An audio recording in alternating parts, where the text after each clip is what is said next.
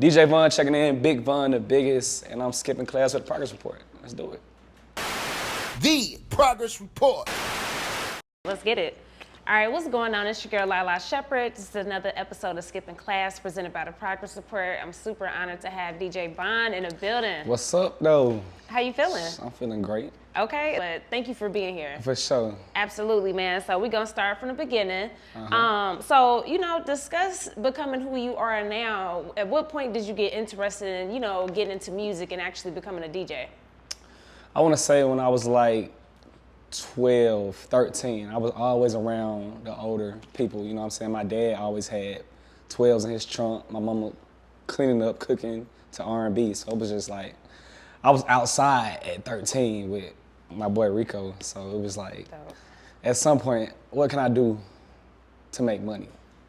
And then I love music, so I said, let's do it. Okay, so what made you want to actually become like a DJ instead of an artist or anything else? Because I got in the studio and I sounded like a fool. So I was like, all right, that ain't gonna work. But I just always liked the craft of mixing and blending songs, like old songs with new songs, instrumentals with acapellas. I always had a passion for that, so. Respect. That's why I chose. Is it true that you're self-taught? Yeah, 100%. Speak on that.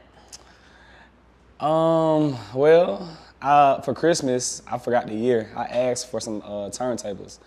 And then I would always go to Glenwood Flea Market and just get like CDs with all the new music, all the instrumentals, go in the house, YouTube, and just start playing with the buttons. And then I did it for like a year. And after that, I started doing like high school house parties and stuff like that. So 100% self-taught. Nice. Who were some of your influences, if any? To be honest, I ain't really have no influences. Like, who can I? Yeah, I can't. I don't know. Okay. I ain't really looking into other DJs. I was just like, it's me. It's all me. No, that's fair. How did you, start to brand yourself and make yourself stand out from the next person who was DJing? Well, I would always go out and listen to other DJs. Like, how can I switch this up and make it my sound? You know what I'm saying? Like, what can I do differently? So I would listen to a variety of DJs and pretty much put everybody together and make my own sound. We want you to come skip class with us and share your story on our new segment called Skipping Class. Look, we want to talk to all the artists, indie or mainstream, or if you're an entrepreneur, come build your brand with us and tell your story to the world. You'll also get the shot in our locker, and you'll get promo clips for all your fans. So DM us today or visit our website, tprmediagroup.com. Get locked in with us.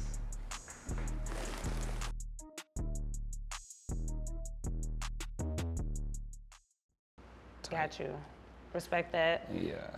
Now, I want to ask, how much have you ever made in one night? Because I know how it go. I work with DJs, and I know, man, it can get up there, especially too when it's a lit night.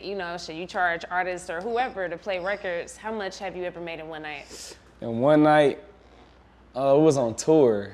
I think I made $6,500 in like an hour. Beautiful. Yeah, after party. Where was that? Oklahoma. I don't think that was Oklahoma. Yeah. That's hard. For an hour, and it was just like, it was Blessings. smooth, like, so. Yeah. Damn right. Talk about some do's and don'ts and etiquette in the DJ booth, because I know it'd be a lot going on. I don't know if you remember, I tried to get Black Lil A record played, but we got it worked out one time at 11:45. When was that? A minute? Maybe sometime last year. Okay. But talk about the do's and don'ts and proper etiquette for approaching a DJ and just being inside the DJ booth. Okay, well, don'ts, like, the DJ booth is not a section. Facts. Like, at all. So it's like, even if you come with me, I'm gonna have a designated spot for you. I hate being hovered over while DJing because I can't think. It just like, I feel like I'm not doing something right, you just standing over me watching. So do not sit in a booth like it's a section. And then just coming up to the DJ, I would like to say, let's keep the conversations to a minimum because at the end of the day, I'm still working. It's still a job. So I say come up, introduce yourself, exchange information, and then, you know, if you really want to lock in, now if you just want a one-time play, come up with the bread. I don't want to do too much talking. But if you want to really lock in with me, exchange information with me, and let's talk the next day. Don't just bum rush me telling me you just got out of prison and you've been doing music for 15 years. I can't have a conversation with you right now. You know what I'm saying? Fact. I'm gonna just sit there like, yeah. Eventually it's gonna be like, all right, you gotta go. Respectfully though. Like, Respectfully, I get it. Yeah. I get it. What's the craziest experience you ever had in a DJ booth? At 11:45, this Damn. dude came to the booth and I told him my price. I told him it's $1,000 to get your song played because it's 2:30 in the morning. Facts. So I play the song, he gets drunk, come back to the booth like, play my song again. I'm like, bro, that's not how it worked. Like, it's prime time hours. I explained to him, you get one play. So it was him and his whole table came, bum rushed the DJ booth, security had to come. And I'm like, I would have gave him his money back because it's not that deep. I don't need the money that bad. But it's just like, don't get drunk and then forget and like, oh, play my shit. Can we guys on here? Yes. Oh, play my shit again. Like, no, nigga, no, you're not gonna step on me. It's gonna be a respectful thing. So, yeah, that was probably, he damn near closed my laptop. Like, Yikes. It can get crazy in the booth for sure. Oh yeah, crazy. Now I want to talk about the process of breaking records. And because you broke a lot of records. Sure. What does that mean exactly for a person that doesn't know that? So as far as breaking a record, it's like the label or manager or whoever, they'll come to you with or without a bag, just depending on the situation. And then it's up to the DJ to basically stamp the record. Everywhere I'm going, playing the record, putting it in people's face, my social media, Instagram, it's repetitive. It's like doing it over and over, like teaching a baby his name. Like, we're gonna really stamp this record through the streets, through the radios, through the clubs, and really standing behind it 100%. So, yeah, pretty much. Okay. And like I mentioned before, you did break a lot of records and you helped with a lot of movements. How important are plaques to you? We know you got a few plaques under your belt. How important is that to you?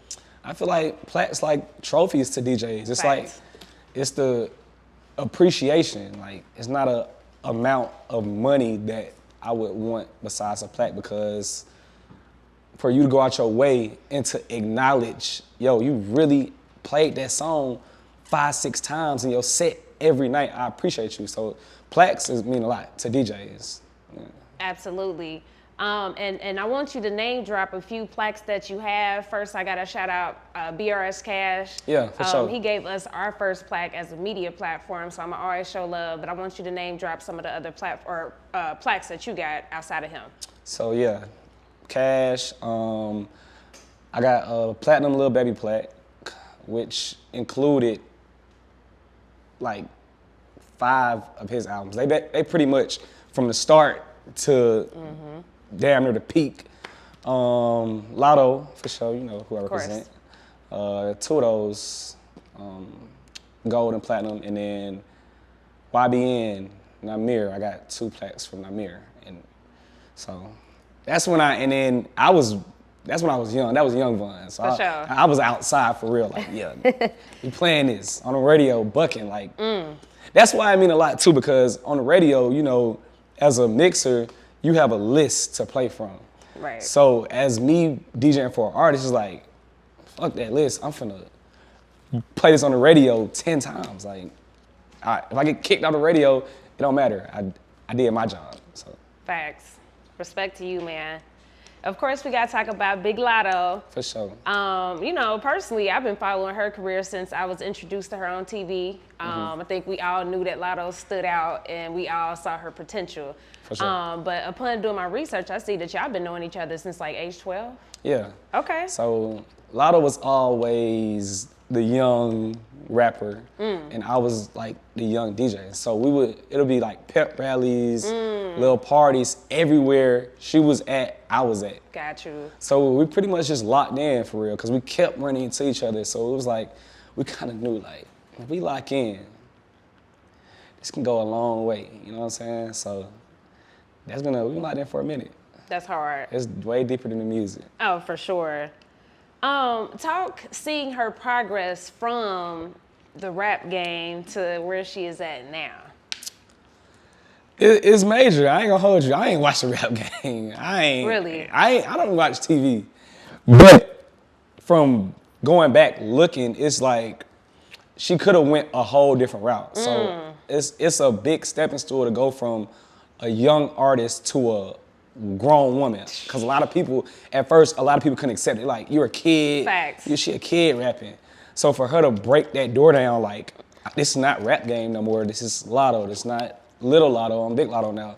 That was major. So, yeah, big shout out to her for that. I agree 100%. I think, at first, for me, I'm like, damn, like, Latto's so sexy now, but, like, am I okay to say that? Right, that's how a lot of people took it. Like, Yeah. she was just a kid 3 years ago. Now she, Right. yeah, so. But she did make it over that hurdle, because it is a tough transition from being known as a child artist to being taken serious as a grown woman. I can't name a lot of people that did it. Me neither. Like, They still say Bow Wow, you know right, what I mean? For sure. Describe the moment that y'all found out that she won a BET Award and also having that Mariah Carey co-sign. Huge. Yeah, so I was actually in Atlanta. I had just flew back. So, I mean, every award in my head, I'm like, we winning. Hell yeah. So as soon as they said it, it was the moment was crazy. Everybody calling, phones blowing up. It was definitely a moment. And with the Mariah cosign, that was major. Crazy. Like, major. And then the performance was like, damn. So that moment in her career was big. Like, huge. Mariah Carey, Latto from the south side of Atlanta. It's like, wow, anything possible. Man. And speak on her gifting you $22K for your birthday. Was that last year or 2 years ago? That was last year. Got you. Yeah, I ain't gonna hold you. I ain't even know I was getting anything because That's hard. She was on the road. So I'm like, damn, my birthday, she gone out of town. Okay, I just wanted her to be here, but she wasn't there. So I was mad at her for that. It wasn't even, I ain't care about no gift. I'm just like, man, you ain't here. I bet. So it was like a week went past. She was still wasn't here. And then they called me like, we got this video shoot at Andretti's, and I believed it because you can shoot a video anywhere. So I'm facts. like, all right, bet, we coming. But Rico fucked all that up, the surprise up, because he was just too excited. But then she bought me these Travis Scott shoes. I'm like, okay, bet, I appreciate it. And it's like, try them on. It's like, damn. They was filled, both shoes was filled with money. And so, Wow. yeah, it was like, damn, that was hard. Beautiful, man. Now I gotta ask you. I went to the tour date with, we fuck with Asianae. She invited us on a tour date. Yeah, shout out to Asianae. Latto, of course, Saucy Santana, one of my favorite artists. And I forgot the first guy name. Jay Young. Got you. Yeah. What exactly happened on tour with Saucy Santana when he was pissed? So, it was prank day. It was the show before the last show. So everybody got it. Like, it wasn't no, yo, you ain't finna prank me. No, you're getting pranked. And we actually had a prank for Latto. It just didn't work because the production manager messed it up. So, first of all, Santana was playing, he started it, and I finished it. But pretty much, you want me to explain what happened? Yes. Damn. So, Santana come back on Latto's set, they do a song. Well, first, during Santana's set, we walked dogs on the stage. During his song, Walk 'Em Like a Dog. And Asia, did y'all see Asianae?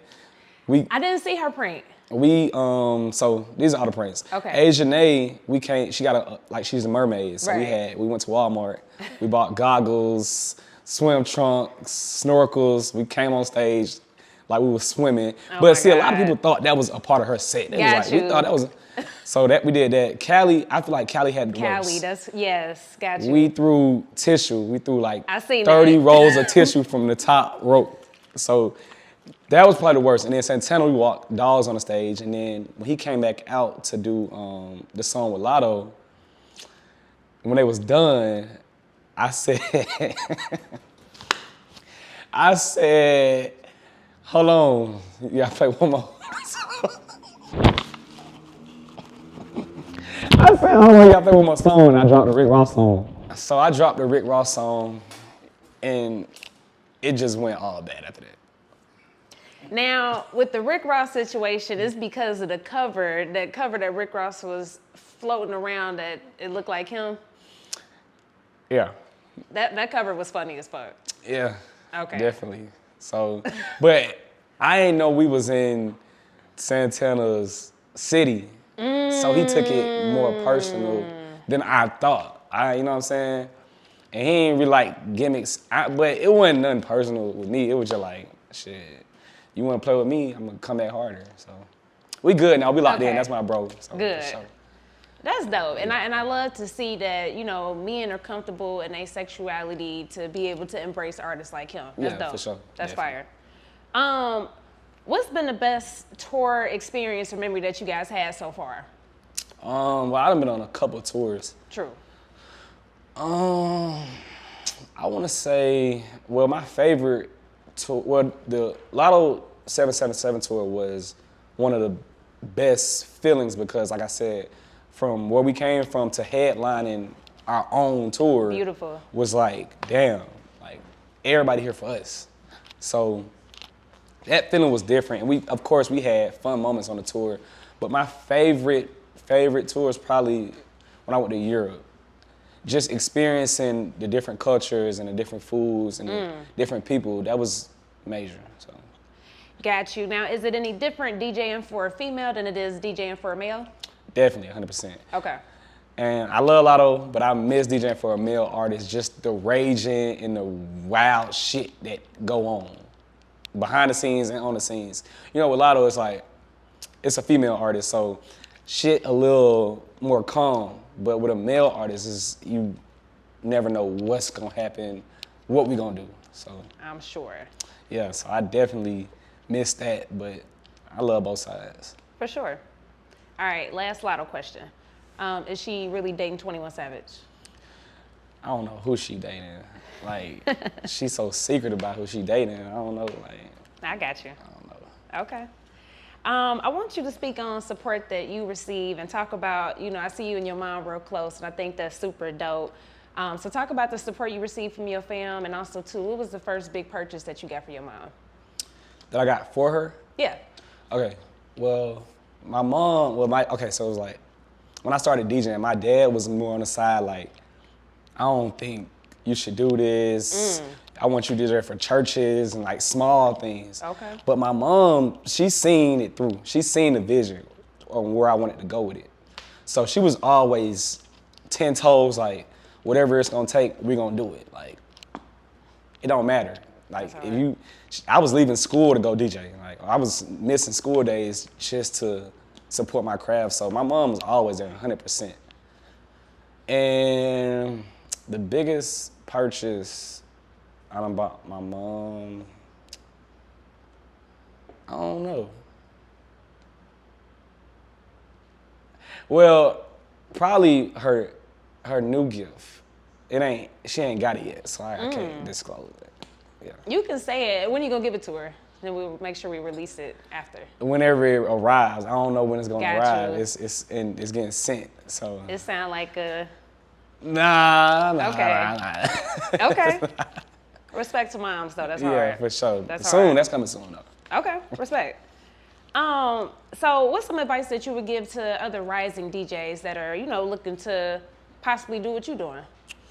I just say stay consistent for real. Like, a lot of older DJs and people that been doing it for a minute, they don't want to let you in the door. Facts. A lot of people not gonna want to let you in the door. They're gonna hold their nuts like, you know, who are you? No. But stay consistent and go your own route. You may not come up in the major clubs. You may have to go out of town DJ and just build your name. So I say as an upcoming DJ, stay consistent and build your own brand. Don't try to like piggyback off somebody because they only gonna let you so far. A lot of people not gonna let you pass them. I know a lot of people will, but in this industry, it's a lot of hating shit going on. So just stay in your own lane, for sure. Facts. What can we expect with this upcoming joint tour with Lizzo? And that's huge. A whole lot of lit shit.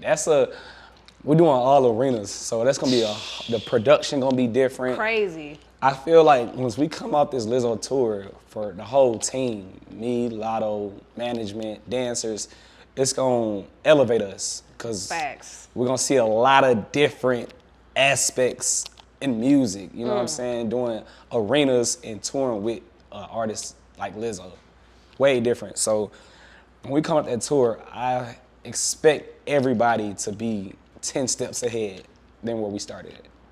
Facts. After the tour, you got to make sure you come back because we got to talk about that Yeah, afterwards. for sure. After that tour, definitely coming back. Please And do. Please do. The whole tour, we just gonna be locked in for real. Like on tour, it was playtime. We was playing a lot last tour, but we locked in this tour. When we come back, new music, beats by DJ Von, beats by Rico. You know, just everybody locked in. Okay, so you get into production. Yeah, Got trying. you. I've been procrastinating for a minute, but I feel like we it right now, and you ain't gonna be it forever.